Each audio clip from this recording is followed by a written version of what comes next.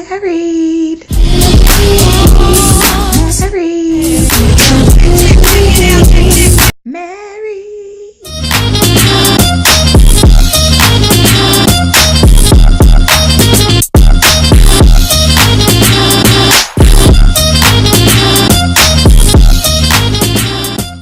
Lord, allow this series to touch whoever it's supposed to touch in Jesus' name. Hi, everybody. Hello. We're so excited to be here for the first official episode of this mini-series, Living Married. We're really excited about it. I was going to start doing this thing. We are living. Married. Living. Married. Living. Married. Yeah, that was. Is that close? It's something like that. It's acceptable. So this is about our perfect year of marriage, first year of marriage. As you all know, may or may not know, we were the perfect equation. 11 plus 5 equals 16. We were married on November 5th, 2016. And our hashtag or tagline was the perfect equation. So we continued with that theme. And we are now sharing how our year was imperfectly perfect.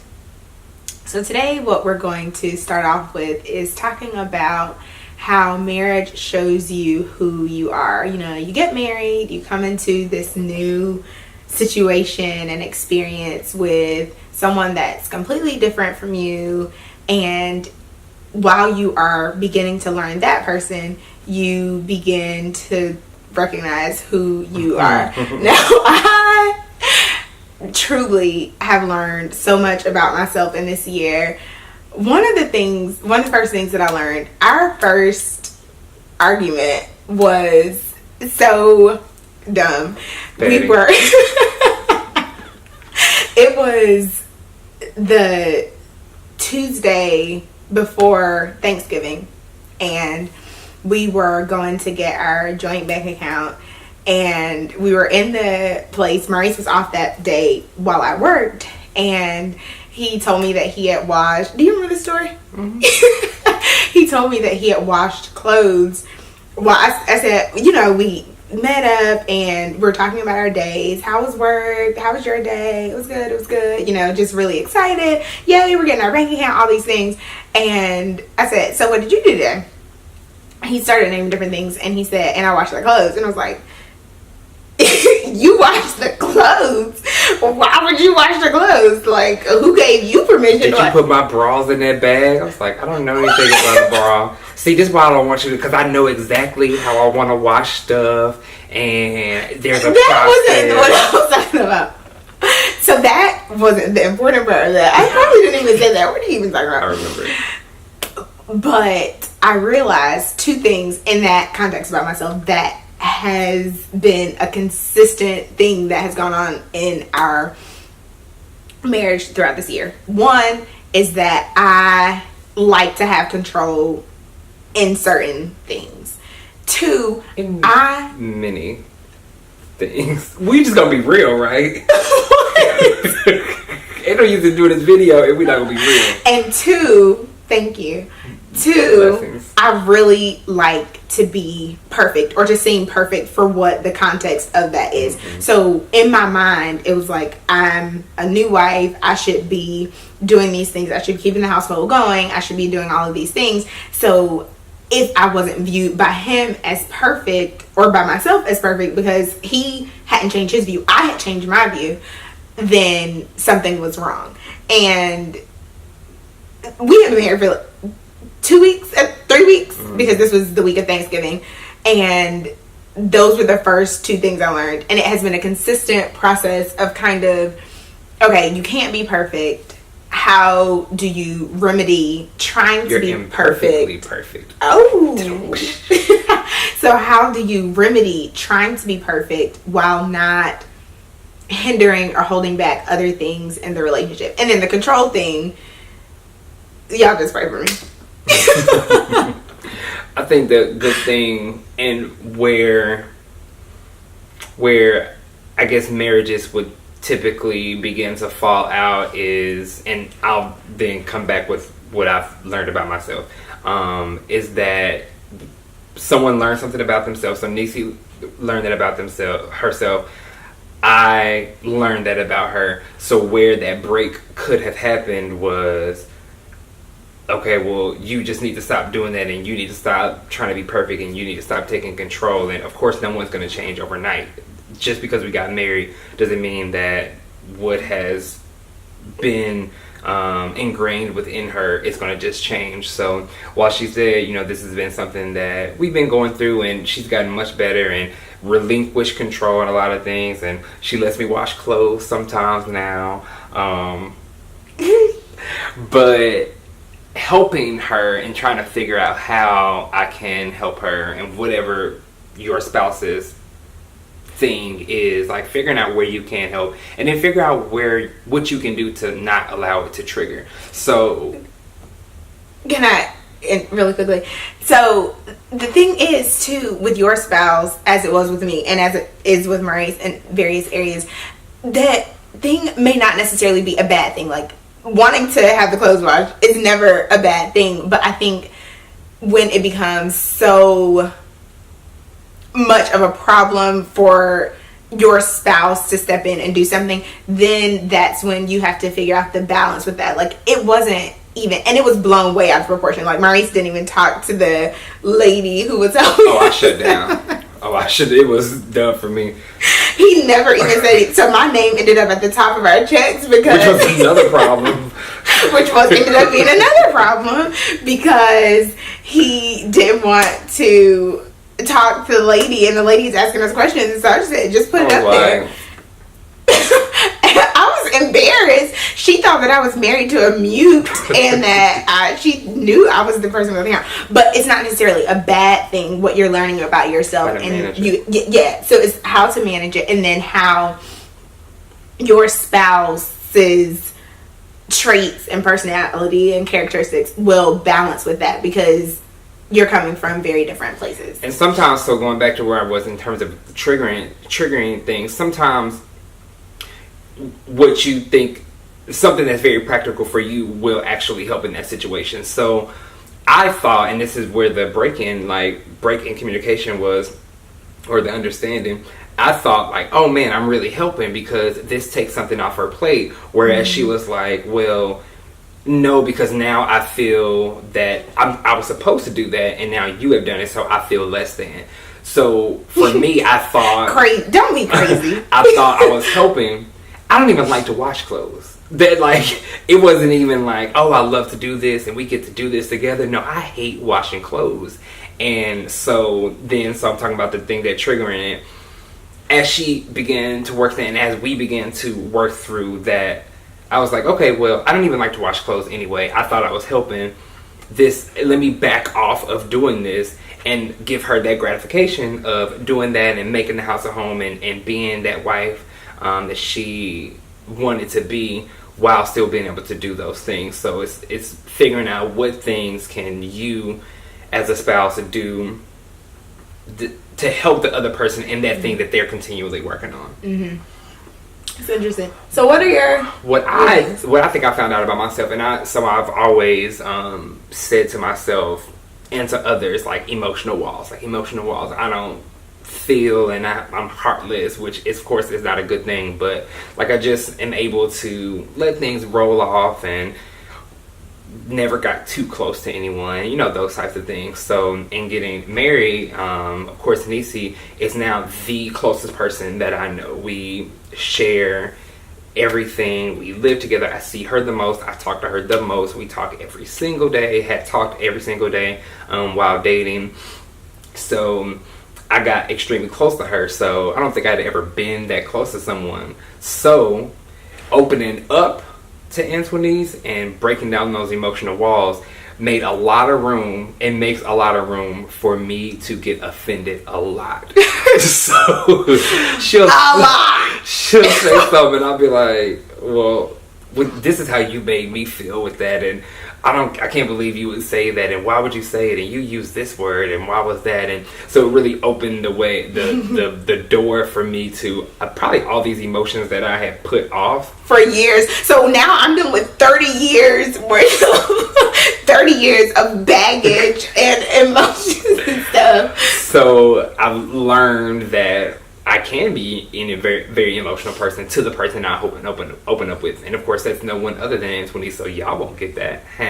Only Antoinette gets it, which of course puts so now much that's more, all y'all stuff that y'all puts much more on her. So I think with me, and kind of what I've learned and what I'm trying to balance, I guess, as we're balancing and learning in this first year, is that Antoinette doesn't say anything to me that blatantly tries to belittle me or condescend, which was a huge word in our first couple of months of marriage. You are trying to condescend me. You're being condescending or whatever. So you remember when you watched that Burning Sands movie?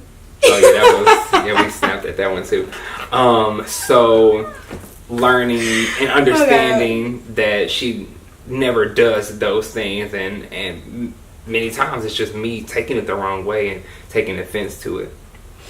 Which I think you bring up a great point there about if you married this person and this is the person that God has ordained for you to be with, aside from your differences and you coming together and trying to figure out the nuances of who you are and who that person is, this person is not intending to hurt you or to cause offense or to bring things that would not edify you and build you up. So I think what happens a lot of times in marriage, we, even going back to the first example about trying to be perfect or seeking control or the offense, is that we have to step away and outside of the situation sometimes and say, okay, this person loves me. This is the person that God has placed in my life to be my husband, to be my wife. And I know that they are not setting out to belittle me, right,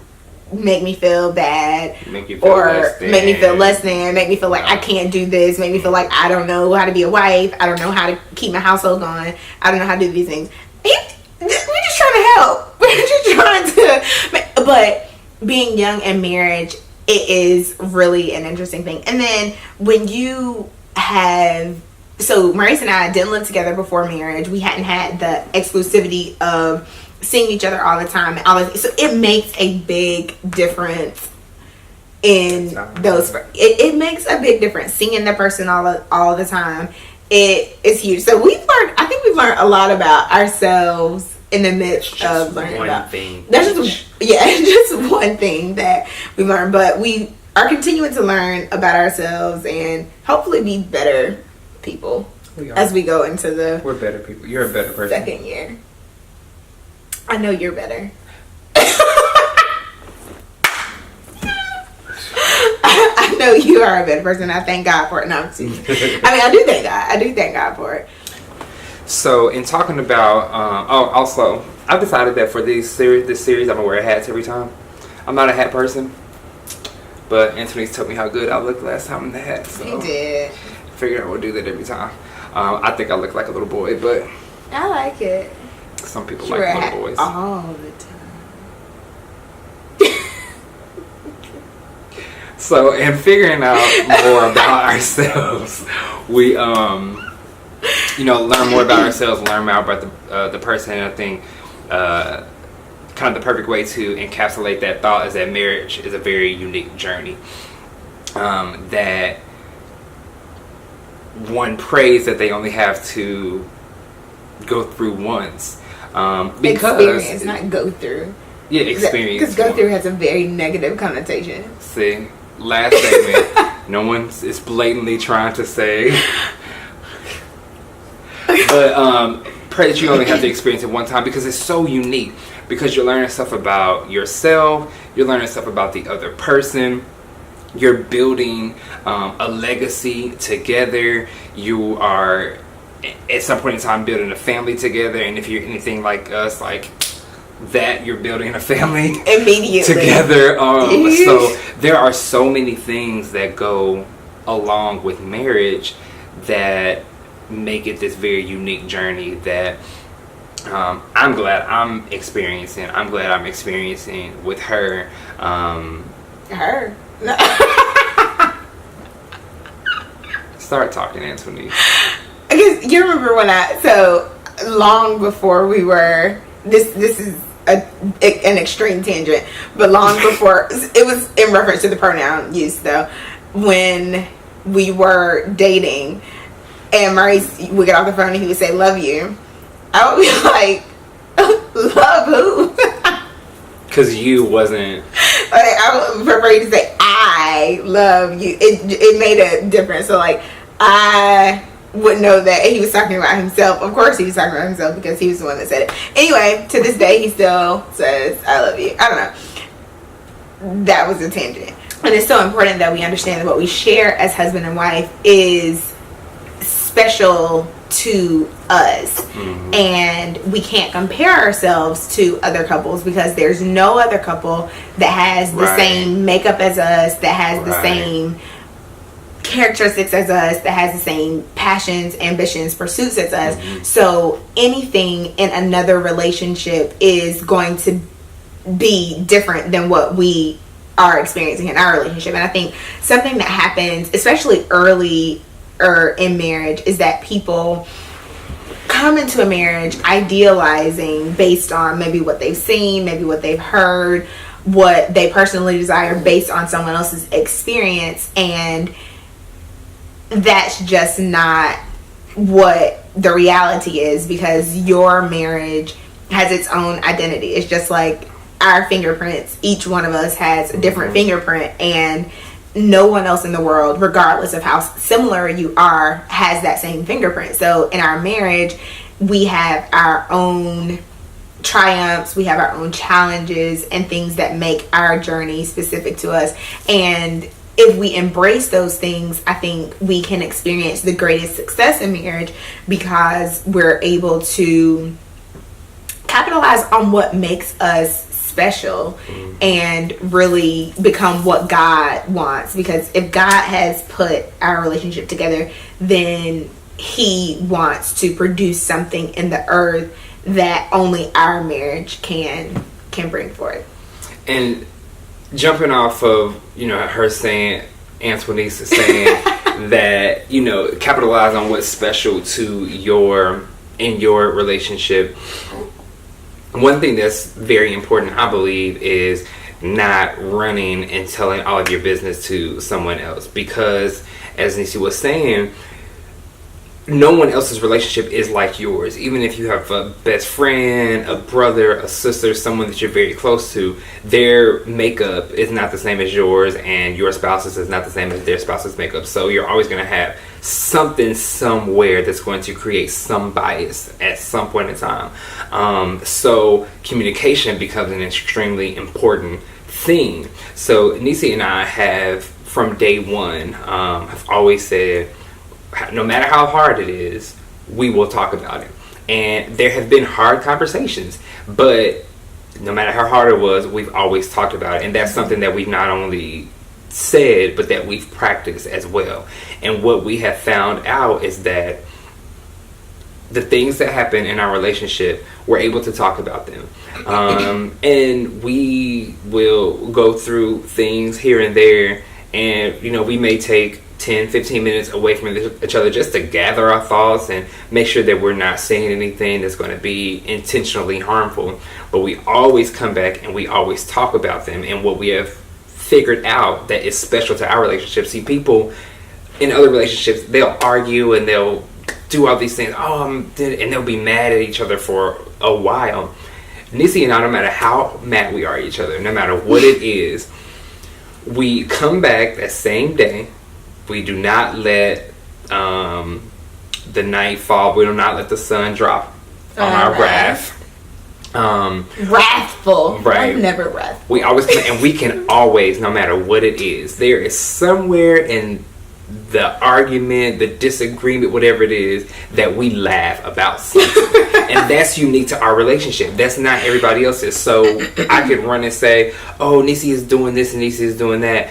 And Nisi can run and say, oh, Maurice is doing this, he's doing that. And the other person that we're talking to will say, oh, I can't believe they did that, I can't believe blah, blah, blah, blah. Whereas if we go with what we know, which is to sit here and talk it out, we're not only going to get through whatever that thing is, we're also going to laugh, which is going to just lighten up whatever we're talking about. And it has been consistent in our relationship from the very, very hardest thing to the the very, very light thing. There's always something that at some point in time throughout whatever that riff is, we're going to laugh about something. And it just helps us to realize, even though we know it, it just helps us to come back to, this is our unique journey specifically for us. And we're going to go on this forever and ever.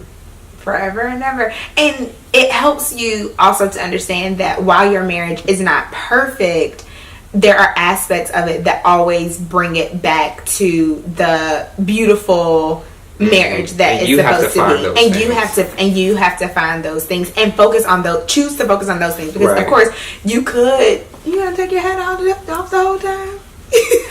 Because you could choose to focus on, well, we're having this situation, we have this thing that we have to contend with, or you could focus on the fact that you always arrive at a beautiful place. And far too many marriages, I think, really focus on the negative. And I think it's many things. Society puts this image in front of us that makes us feel like we have to live up to that. And if your marriage doesn't live up to that, then you're not able to have a successful, enjoyable relationship. And I think if you are supposed to be married to this person, the enemy is against all marriages. Satan hates marriage. So of course his job is to make you believe that we won't be able to see the beauty in this, or we won't be able to see the light in this. But when you are able to, and we have endured in our first year of marriage, and I always say, people often say that the first year of marriage is so hard for different reasons, learning each other, disagreeing, arguing, figuring out what everything is. But our first year of marriage was hard just because we almost had a child. Right? So, we almost had a stillborn child, so that was a huge thing. So dealing with all of that, not tips and tasks between us, not finances, not all those things, because we have very open communication. So we handle that stuff. That stuff is nothing. But yeah, almost losing a child. That'd be hard. But even in those situations, we would be in the hospital sometimes just laughing and having a good time and enjoying it. Say, no, y'all don't seem like y'all should be in here. Like, y'all are not our typical people. Because one unique thing about our journey is that we have fun, we laugh, we figure out what the enjoyable moments are, and we rest there as much as we can, just to make this a very fun and exciting time of our lives. Marriage is not boring. You don't have to be boring in our marriage. Isn't boring. I don't know what's going on. But we're hoping that we will encourage others to enjoy marriage and find those things that make you smile, that make you laugh, and really be great. It was something that I wanted to say about the uniqueness and about all of that. I forgot. Come back to it. Bring it back, Lord.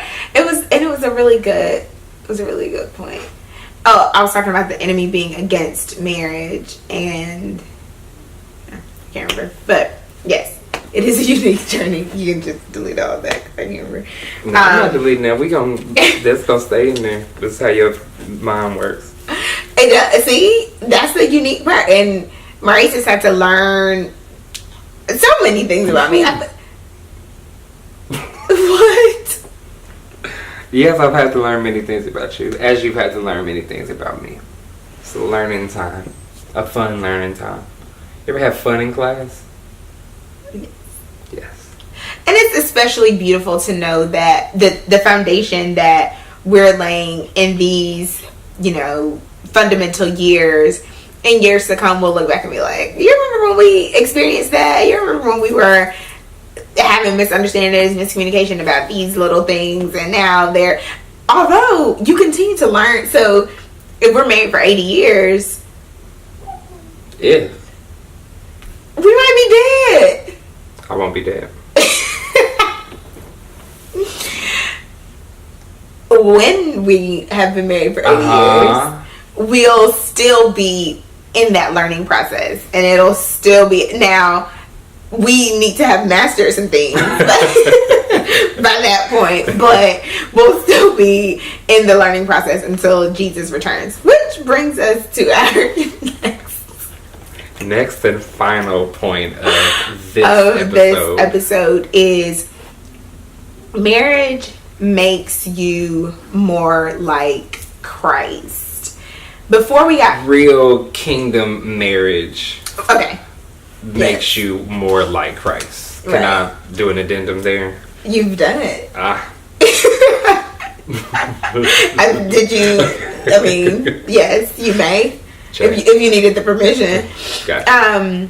Real kingdom marriage makes you more like Christ. Before we got married, I had heard something so profound about marriage, and I shared it with Maurice, and I've shared it with several of my girlfriends in times past, that a marriage that God has ordained will continue the redemptive work of Christ in your life, in your journey on earth. So if God has called you to be married, he's called you to be married because there's something in an earthly person that will continue the work that Christ began on the cross.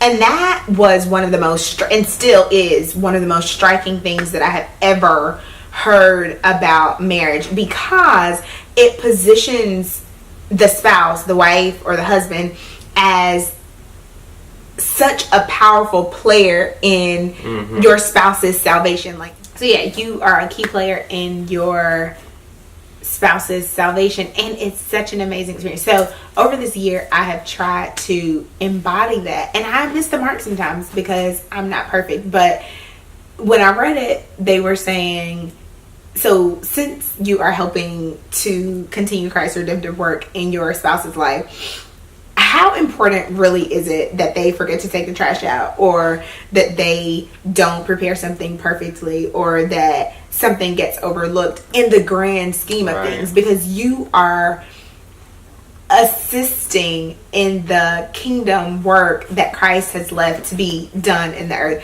And that thing struck me so much. And even now, sometimes I'll stop and be like, okay, is it really that serious? How big is this on the scale of the kingdom work that we are called to do? And most of the time, it's minimal.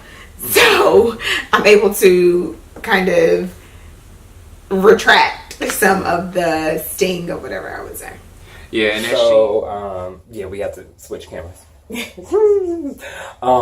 But one thing that has really helped me as I was writing and just putting my thoughts about marriage as I was preparing to propose to Antoinise and doing counseling with our pastor was that, and Nisi had already said this, so this was already ingrained in my head, that marriage is for you to complete the redemptive work of Christ.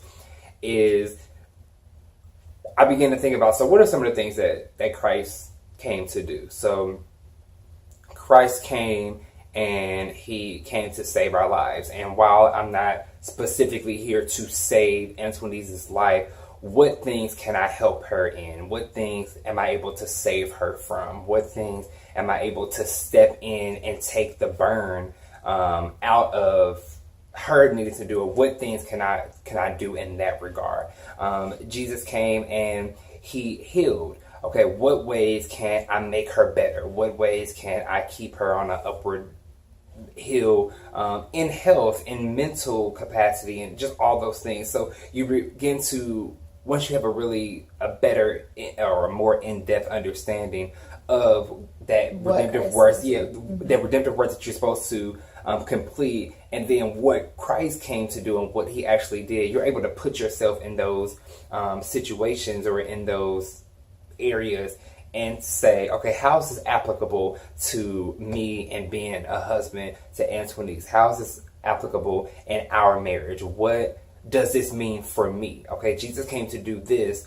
If I'm supposed to be completing that work in our marriage, what does that mean for me in 2017, 2018, 2019, and moving forward? And that all really gets back to, where is your marriage grounded?